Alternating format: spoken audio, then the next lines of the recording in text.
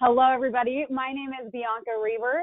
I am the marketing specialist with Altris, and today we are talking with Jeff Atkins, who is one of our ERP best practice leaders, and he will be walking us through ERP best practices today. How are you doing today, Jeff? Doing well. How are you doing? Glad to be here. Thank you for being here with us today. So why don't you just introduce yourself a little bit, tell us about your current role, a little bit about your background, etc. Sure. I met Russ, one of the partners with Altruis, over 20 plus years ago, back when he was really starting out as a consultant. I was the controller for a VAR way back then, and kind of started a lot of my experience with system integrations, implementations. On a broader scale, I'm a CPA, I have my MBA, and I've been responsible for, at a controller, CFO level for over 20 plus years. Have worked in multiple industries, food and beverage, retail, both e-commerce and brick and mortar, professional services, some light manufacturing, most recently working in the airline industry. I've been managed implementations for 7 organizations on 5 different application systems, and then have joined Altruis within just right at about a year ago. So have been really in the client side of the practice or the financial world really up until recently, but my focus has always been generally on systems and system implementations. So decided that was really what I enjoyed, so thought I would kind of give that a full-time opportunity, and connected with Ross to kind of jump onto the Altruis team. So been working on the ERP practice side and really enjoying it so far. Perfect. Well, I know we are happy to have you on the Altruis team. So, well, that's great. Thank you for the background. One question that I want to start with today is what your experience has been being on both sides of the table. So as a CFO and a controller, and also on the consultant side. So what has your experience been with that? Yeah, I mean, on the client side, it's really been the focus on, it's usually a much more protracted, drawn out sort of thing. You start to see staff that says, hey, our systems are bogging down, or yeah, I'd love to help out with this, but I'm stuck doing this transaction or doing this reporting, and it's taking up an inordinate amount of time. I'd really like to grow and learn something new, but there's certain things that have to be done.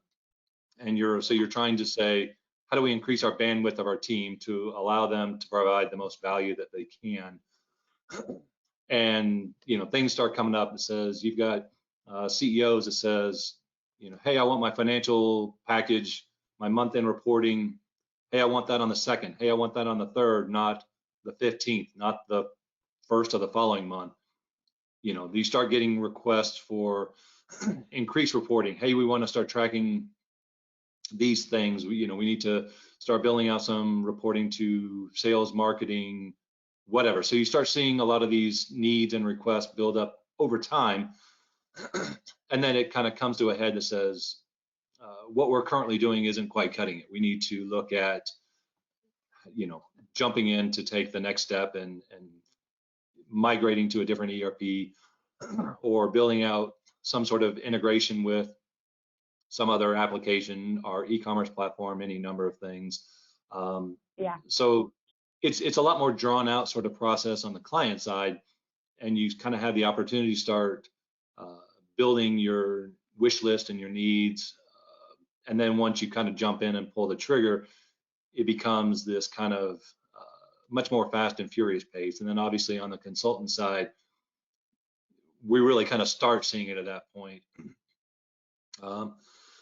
but really starting to see some of the behind the scenes things, whereas your client, you've got this extensive experience on what you're doing from the consultant side.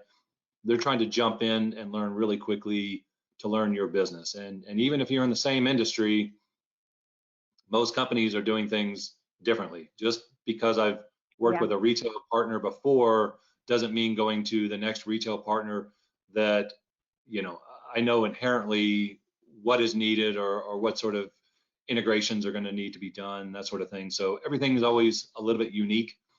And certainly on the consultant side, there's the expectation that you have all the answers. And again, because every setup is slightly different, every company is using different application software for their kind of extraneous type reporting or applications. All of the integrations are unique, even if you've got different data fields or data types. There's just a lot of different elements that says each one is unique, each one is different, and most of the customers kind of come in thinking, oh, you know exactly what we're talking about. You understand everything that we're doing, and there's definitely a steep learning curve on the consultant side. Yeah. And I've also seen where customers kind of have, because it's been so long and built out, that they've got everything, down to, they've dotted their I's, crossed their T's to say, we know exactly what we want. We just need someone to come make it happen. And I think that's becomes an opportunity where, because we do have the experience with how the system can be used, to say, let us give you our feedback on what we think it should be done or how it should be built out, as opposed to just you kind of giving us a checklist and going through each and every item. So. Yeah, no, that's great. You mentioned something. You said when you really need to jump in and pull the trigger, that kind of stood out. So when you realized that you needed to do an ERP implementation, how did you exactly start?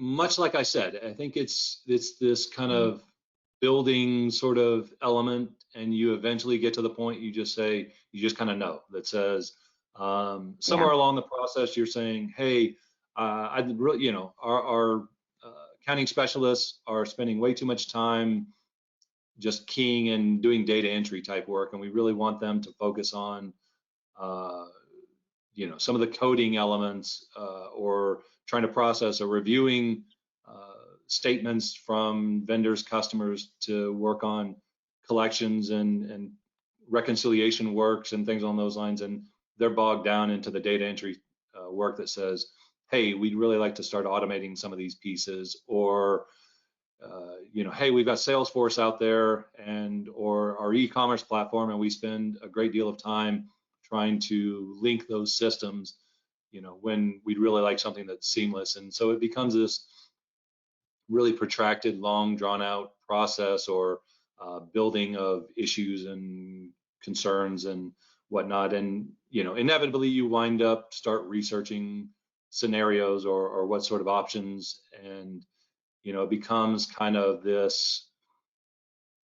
You eventually just realize you need to pull the trigger and say, okay, we've looked at all of it. We've band-aided our current systems really to the point that we think they're just really not capable, or that we're spending more resources trying to keep them up and going than we think we really get. And then, one of the key ones, everybody really expects their company to continue to grow, do better.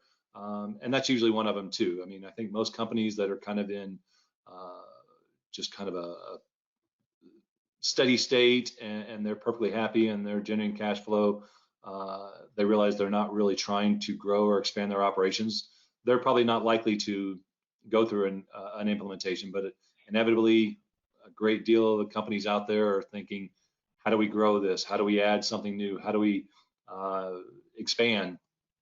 And then those are the ones that you eventually start realizing, to be able to accommodate all that growth and to be able to manage it, we need to improve our systems. Eventually it leads you to an ERP system, and you typically start reaching out, doing searches on best ERP systems for manufacturing, for e-commerce, for mid-size organizations, a lot of different things. And there'll be any number of lists that are out there that list a lot of the different applications, and from there inevitably you start looking to find an individual partner, at which point you wind up reaching out to Altruist.